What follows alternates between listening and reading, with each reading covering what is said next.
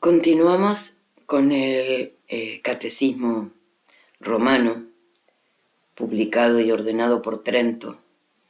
En esta ocasión la edición es a cargo del Papa Clemente XIII y traducido por un dominico religioso, Agustín Zorita.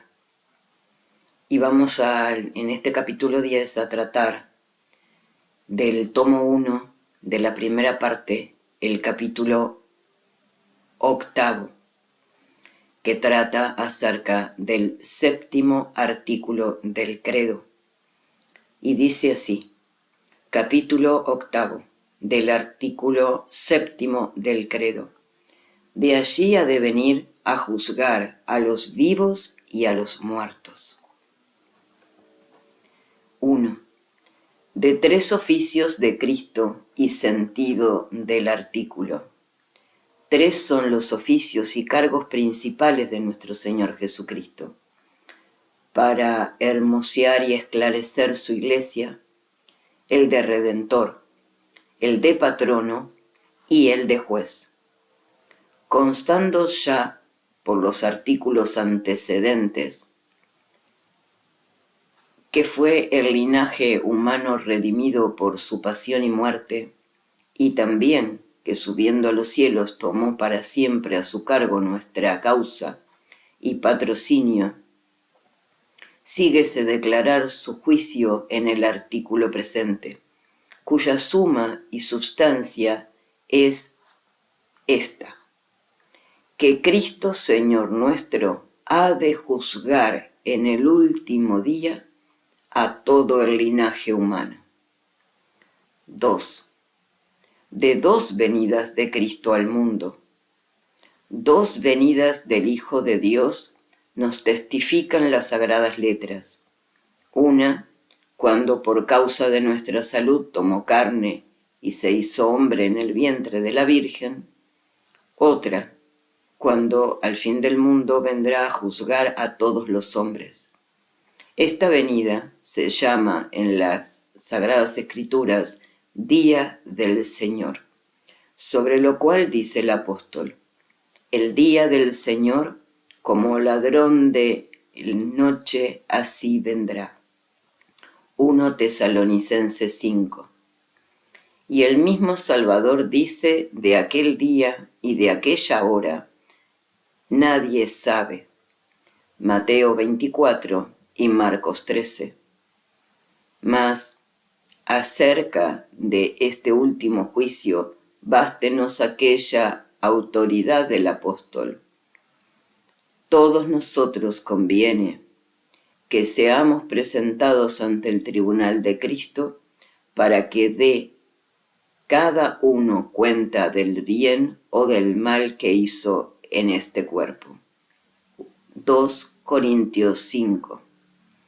Porque está llena la Sagrada Escritura de testimonios que a cada paso ocurrirán a los párrocos, no solo para comprobar este punto, sino también para ponerle claro a los ojos de los fieles, para que así como desde el principio del mundo fue muy deseado de todos el día en que el Señor se vistió de carne humana, por tener librada en ese misterio la esperanza de su redención, así después de la muerte y subida al cielo del Hijo de Dios, deseemos con afecto vivísimo el segundo día del Señor, aguardando la esperanza bienaventurada y la venida gloriosa del gran Dios. Tito 2. 3. Que hay 2 juicios, particular y universal. Mas para explicar este punto, han de observar los párrocos 2 tiempos, en los cuales es forzoso a cada uno presentarse delante del Señor y darle cuenta de todos los pensamientos y acciones, y en fin, de todas las palabras, y sujetarse por último a la sentencia del juez.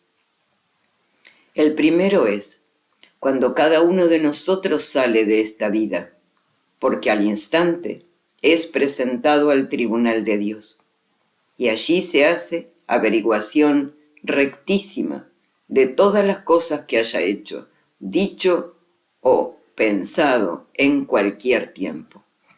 Y este se llama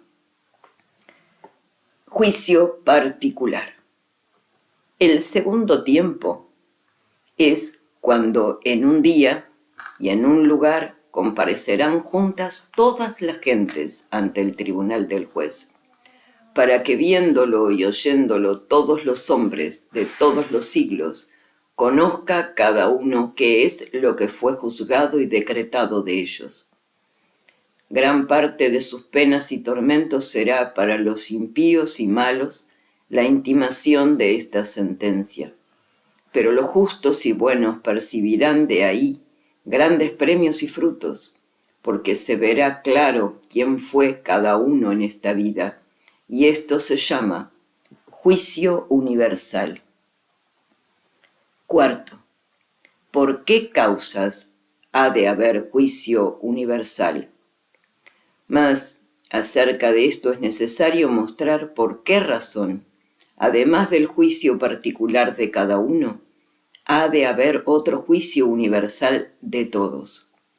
El motivo es porque a veces, aun después de muertos los hombres, quedan vivos los hijos imitadores de sus padres, quedan también sus libros, sus discípulos, y otros que son amadores y defensores de sus ejemplos, doctrinas y acciones, con lo cual es preciso que se aumenten los premios o las penas de los muertos. Y como esta utilidad o calamidad que pertenece a muchos no ha de tener fin hasta que llegue el último día del mundo, era muy justo que se hiciese perfecta averiguación de toda esta serie de hechos o dichos buenos o malos, lo cual no puede hacerse sin el juicio universal de todos los hombres. Júntase a esto que, como muchas veces se amancilla la fama de los buenos y son aplaudidos los malos con loor de inocentes, pide la equidad de la justicia divina que recobren los justos en un congreso y juicio universal de todas las gentes la estimación que con injuria se le quitó entre los hombres. Demás de esto, como todo los que obraron en vida, así los buenos como los malos, no lo hicieron sin sus cuerpos, legítimamente se sigue que también pertenecen a los cuerpos las obras buenas o malas, pues fueron instrumentos de las mismas obras, y así era muy conveniente se diese a los cuerpos junto con las almas, o los debidos premios de la gloria eterna, o los castigos. Y esto no se podía hacer sin la resurrección de todos los hombres y sin el juicio universal. Finalmente, para probar que así en las cosas prósperas como en las adversas, que a veces suceden sin diferencia alguna entre buenos y malos, nada se hace ni se gobierna, sino con infinita sabiduría y justicia de Dios, fue muy debido no sólo establecer premios para los hombres, para los buenos, y castigos para los malos en el siglo venidero, sino decretarlo también en un juicio público y universal, para que se hiciese a todos más notorio e ilustre, y se tributase por todos a Dios la alabanza de su justicia y providencia, y asimismo se satisfaciese a aquella queja injusta, con la cual aún los varones santos solían como hombres lamentarse a veces, viendo a los malos poderosos con sus riquezas y engreídos con sus honras. Pues David decía, por poco no se resbalaron mis pies, a pique estuvo de torcerse mis pasos, porque observé sobre los malvados, viendo la paz de los pecadores. Y poco después, he aquí los mismos pecadores y abundantes en el mundo alcanzaron riquezas y dije, luego en balde he justificado mi corazón y lavado mis manos entre los inocentes. Y he sido azotado todo el día y castigado por las madrugadas. Salmo 72. Y esta fue queja frecuente de muchos. Luego era necesario que se celebrase el juicio universal. ¿No dijeran acaso los hombres que Dios se andaba por los umbrales del cielo? Job 22, sin cuidar de las cosas de la tierra. Y así justamente se pasó esta fórmula de la verdad por uno de los 12 artículos de la fe cristiana, para que si vacilaban algunos acerca de la justicia y providencia de Dios, se fortaleciesen con esta doctrina. Convenía sobre esto alentar a los buenos y aterrar a los malos, proponiéndoles el juicio, para que, conocida la justicia de Dios, no desfalleciesen aquellos y se apartasen estos de sus vicios con el miedo y la amenaza del castigo eterno. Por tanto, nuestro Señor y Salvador, hablando del último día, declaró que habría en algún tiempo juicio universal. Mateo 24. Y describió las señales de ir llegando ese tiempo, para que entendamos al verlas que se acerca el fin del mundo.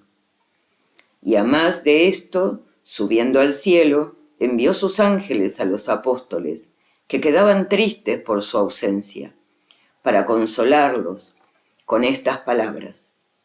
Este Señor, que veis subir de vosotros al cielo, vendrá del modo que lo visteis subir. Hechos 1. 5. La potestad de juzgar conviene a Cristo aún en cuanto hombre.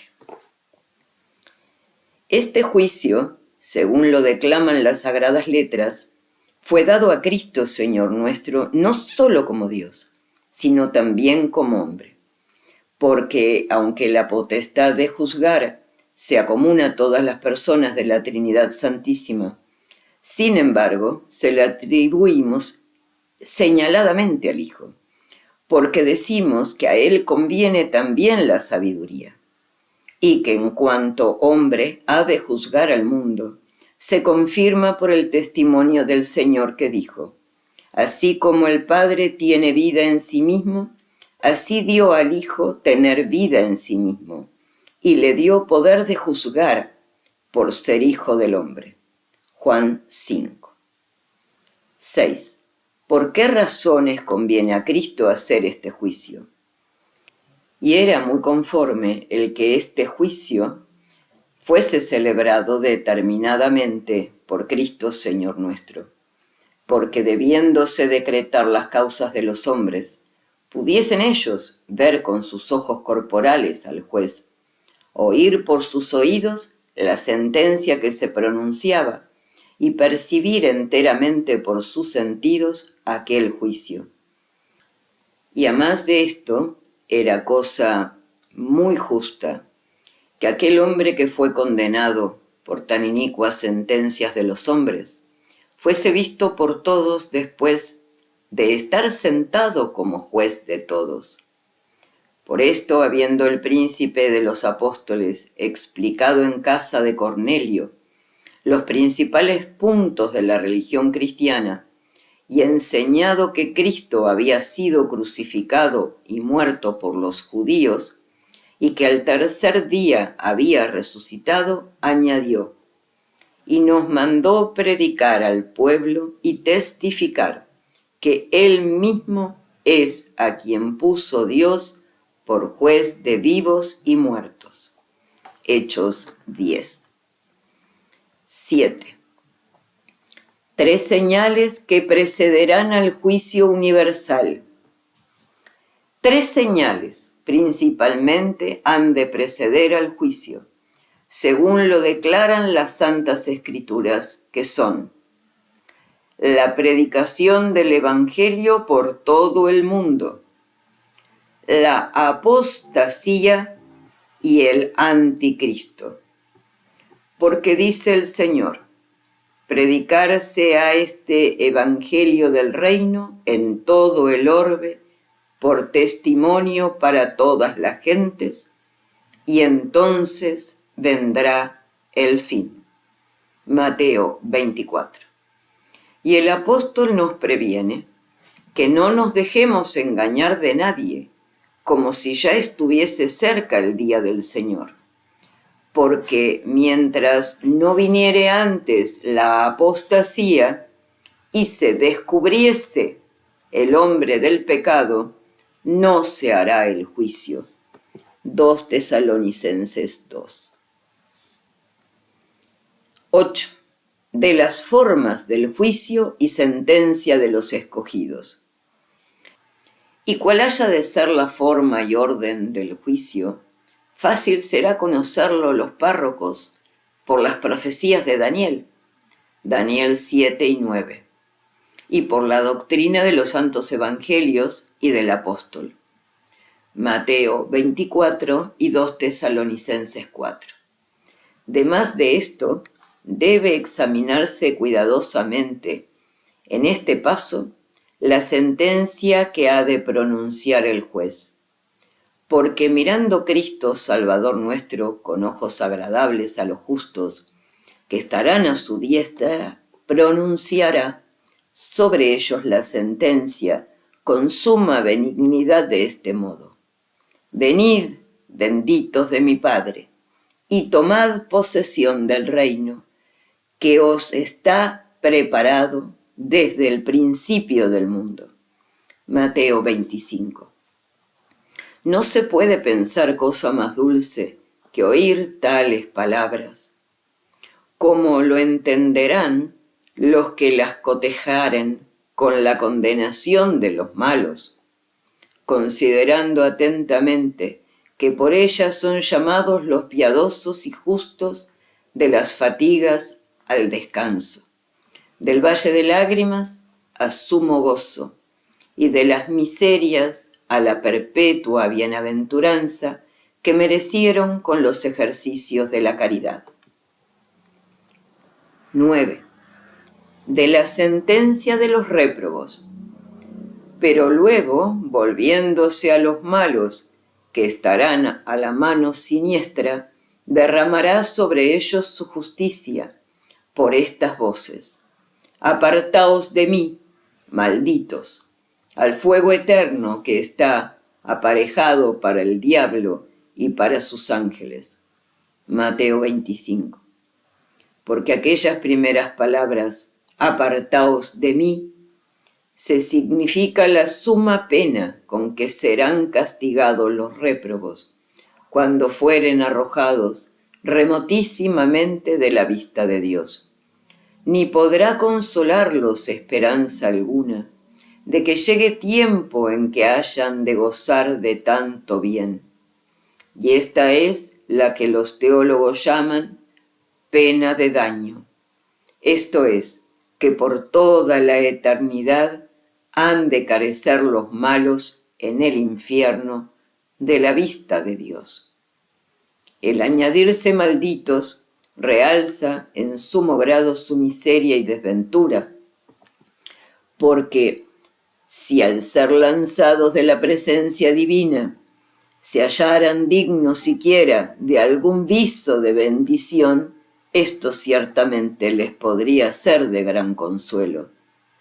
Mas como no tienen que esperar cosa alguna que alivie en algún modo su calamidad, justísimamente al ser arrojados les perseguirá la divina venganza con todo género de maldición.